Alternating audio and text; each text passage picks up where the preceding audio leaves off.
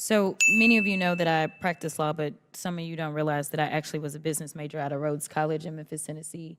And the emphasis that I got in my business degree was on finance. And as I traveled the country campaigning this election cycle, one of the things that I talked about was this idea that in finance, we always promote this idea of diversity.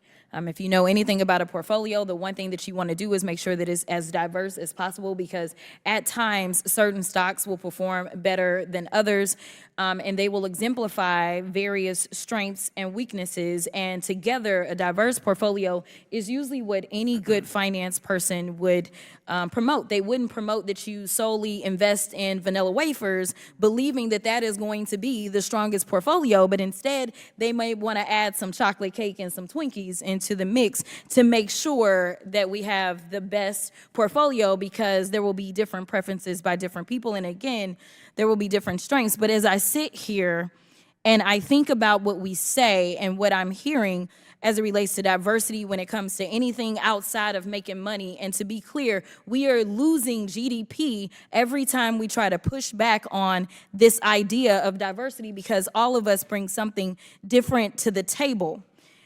But you consistently said over and over the word oppression, and every time that you said it, it was almost as if I was hearing nails on a chalkboard, because it seems like you don't understand the definition of oppression, and I'd ask you to just refer to Google to help you out. Oppression is the prolonged, cruel, or unjust treatment or control. That is the definition of oppression. And so as I sit here as a Black woman who practiced civil rights, let me tell you, the reason that my colleagues wanted to make sure you understood the same Black history that your side of the aisle wants to delete out of classrooms is because you can then misuse words like oppression. There has been no oppression for the white man in this country. You tell me which white men were dragged out of their homes. You tell me which one of them got dragged all the way across an ocean and told that you are going to go and work.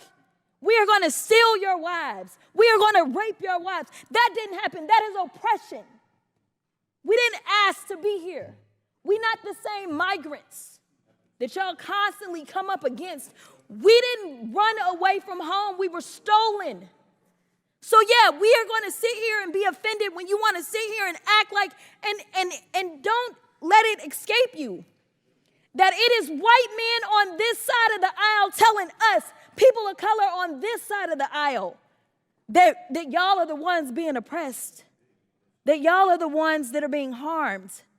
That's not the definition of oppression. You tell me the prolonged, cruel, or unjust treatment that you've had, and we can have a conversation. You could start with Exodus. The final thing that I will say on this particular issue, two things.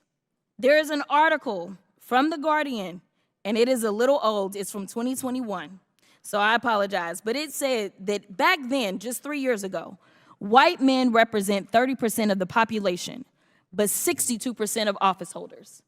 These are the issues that we are constantly looking at and recognizing and trying to say, is this just?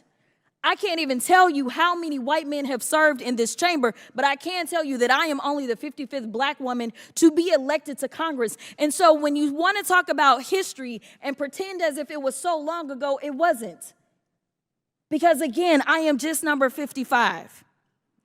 Finally, when we start to talk about what do these numbers do, as we're trying to say the diversity, equity, and inclusion is the problem, the reality is that when it comes to financial performance, companies with more diverse workforces are more likely to outperform their competitors. Companies in the top quartile for racial diversity are 35% more likely to outperform their peers on profitability. Companies with diverse executive teams are 25% more likely to generate greater profits. Diverse companies earn 2.5 times higher cash flow per employee.